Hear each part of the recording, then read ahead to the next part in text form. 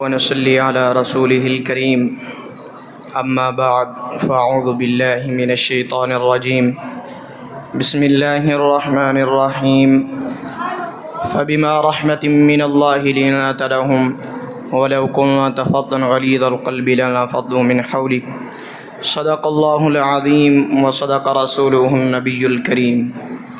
رسالت مآب صلی اللہ علیہ وسلم میں درود پاک کا ہدیہ پیش کریں۔ اللہم صلی علی سیدنا محمد وعلی آل سیدنا محمد وبارک وسلم۔ عزیزان گرامی وقار، اللہ تعالی نے جو انسان کو خصوصیت عطا کی ہیں ان میں سے سب سے زیادہ اہم زبان اور بیان کی خصوصیت ہے جو اللہ تعالی نے انسان کو عطا کی ہیں۔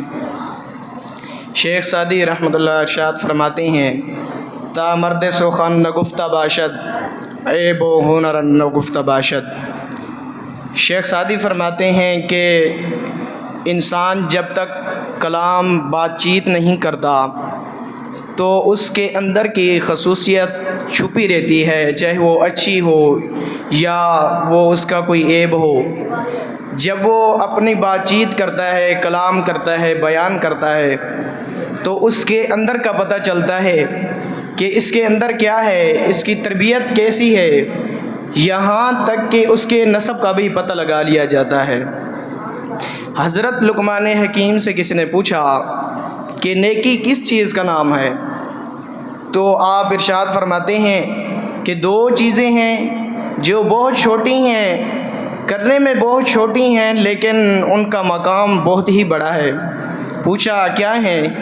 تو آپ فرماتے ہیں کہ جب کسی سے ملاقات کریں تو اپنی زبان اور بیان بولنے میں نرمی پیدا کرنا اور مسکرا کر بات کرنا، یہ دو چیزیں جو دکھنے میں تو بہت چھوٹی ہیں لیکن ان کے اثرات جو ہیں وہ بہت بڑے ہیں۔ یہ دو چیزیں بناوٹی تو بہت سارے لوگوں کے ساتھ آ سکتی ہیں لیکن حقیقت میں یہ دو چیزیں جب کسی انسان کے اندر ہوتی ہیں تو وہ کب پتہ چلتا ہے؟ تو حضرت علی کرم اللہ وجہ ارشاد فرماتے ہیں کہ اگر کسی انسان کو حقیقت میں دیکھنا ہو تو اس کو غصے کی حالت میں دیکھو کہ کیا وہ اپنے خلاف بات کو سن کر کے وہ کس طرح تحمل رکھتا ہے، یا اپنے خلاف بات کو سن کے وہ پھٹ پڑتا ہے۔ اس وقت اس کو جج کرو کہ وہ کس حالت میں ہوتا ہے۔ جب وہ غصے میں ہو اس وقت انسان کی اصل حقیقت کا پتہ چلتا ہے۔ تو حضور کریم صلی اللہ علیہ وسلم کے بارے میں، آپ کے اخلاق کریمہ کے بارے میں قرآن مجید میں ارشاد ہے فَبِمَا رَحْمَةٍ مِّنَ اللَّهِ لِنْتَ لَهُمْ۔ اللہ تعالیٰ ارشاد فرماتے ہیں کہ اے حبیب، میں نے اپنی رحمت سے آپ کو نرم دل بنایا، اور آگے ارشاد فرماتے ہیں وَلَوْ كُنْتَ فَظًّا غَلِيظَ الْقَلْبِ لَانفَضُّوا مِنْ حَوْلِكَ، کہ اگر آپ لوگوں کے لیے سخت دل ہو جائیں تو یہ لوگ آپ کو چھوڑ جائیں گے، آپ سے دور ہو جائیں گے۔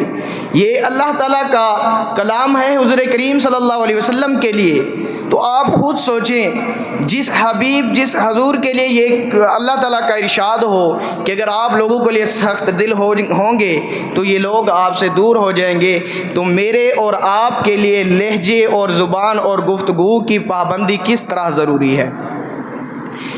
اسی طرح جو ہے ہماری فیلڈ کے اندر سب سے زیادہ جو دین کا کام کرتے ہیں اور جو دلوں کے اوپر حکمرانی کرتے ہیں، دلوں کو جا کے فتح کرتے ہیں، وہ وہی لوگ ہوتے ہیں جن کے اندر یہ دو چیزیں پائی جاتی ہیں، زبان اور بیان جو ہے۔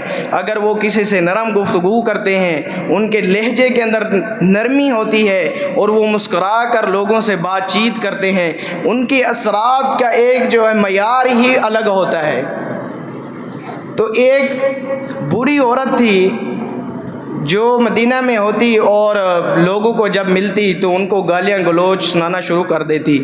حضور کریم صلی اللہ علیہ وسلم مسجد نبوی میں ایک مرتبہ تشریف فرما تھے۔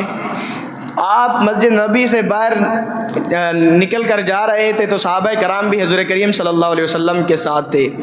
جب صحابہ کرام نے اس عورت کو دیکھا کہ وہ عورت آ رہی ہے تو حضور کریم صلی اللہ علیہ وسلم کے اطراف صحابہ نے گھیرا ڈال لیا کہ یہ عورت حضور کریم صلی اللہ علیہ وسلم کے پاس آئے گی اور گالی گلوچ کرے گی، کہیں حضور کریم صلی اللہ علیہ وسلم کی بارگاہ میں بے ادبی نہ ہو جائے۔ حضور کریم صلی اللہ علیہ وسلم نے جب دیکھا کہ صحابہ نے اس عورت کو روکنے کے لیے یہ گھیرا ڈال لیا تو آپ نے صحابہ سے ارشاد فرمایا کہ ہٹ جاؤ، آنے دو اس کو۔ صحابہ نے راستہ نہ چھوڑا۔ حضور کریم صلی اللہ علیہ وسلم نے سختی سے ارشاد فرمایا کہ ہٹ جاؤ، اس کا راستہ چھوڑ دو، مجھے پتہ ہے یہ کس طرح بیان کرتی ہے، اس کا ذہنی توازن ٹھیک نہیں ہے، مجھے سارا پتہ ہے، اس کو آنے دو۔ مجھے پتہ ہے پورے مدینے میں اس کی بات کوئی نہیں سنتا، اگر میں بھی نہ سنوں تو یہ کس کو جا کے سنائے گی۔ یہ حضور کریم صلی اللہ علیہ وسلم کے اخلاق کی ایک بلند مثال ہے کہ وہ عورت جس کا ذہنی توازن بھی ٹھیک نہیں ہے، پھر بھی حضور کریم صلی اللہ علیہ وسلم اس کو اجازت دے رہے ہیں کہ اس کو آنے دو، مجھ سے بات کرنے دو۔ تو سب سے زیادہ چیز جو ہے اللہ تعالیٰ نے انسان کو جو خصوصیت عطا کی ہیں وہ زبان اور بیان کی ہے۔ آج کا جو نظام چل رہا ہے، اچھے لوگوں کے ساتھ اچھا بنا جاتا ہے، جب کوئی برا بندہ کسی کو مل جاتا ہے تو وہ بھی اس کے ساتھ برا بن جاتا ہے۔ یہ اصل میں اس کے ساتھ برا بننا، اس کو کچھ دکھانا نہیں، وہ ہم اپنی ہی تربیت کا اس کو بتا رہے ہوتے ہیں کہ ہماری تربیت اتنی مضبوط نہیں ہوئی کہ ہم اپنے آپ کو کنٹرول کر سکیں کہ اگلے بندہ کے لہجہ بدلا تو ہمارا بھی آٹومیٹک بدل گیا۔ نہیں، اگر آپ کی تربیت ایک اچھے انداز سے کی گئی ہے اور اچھے طریقے سے آپ کو اخلاق کے بارے میں بتایا گیا ہے تو اگلے بندے کو نہیں، ہم اپنی تربیت اور اپنے حضور کریم صلی اللہ علیہ وسلم کے اخلاق کریمہ کو مد نظر رکھتے ہوئے اپنے تحمل کا اظہار فرمائیں گے۔ وآخر دعوانا ان الحمد للہ رب العالمین۔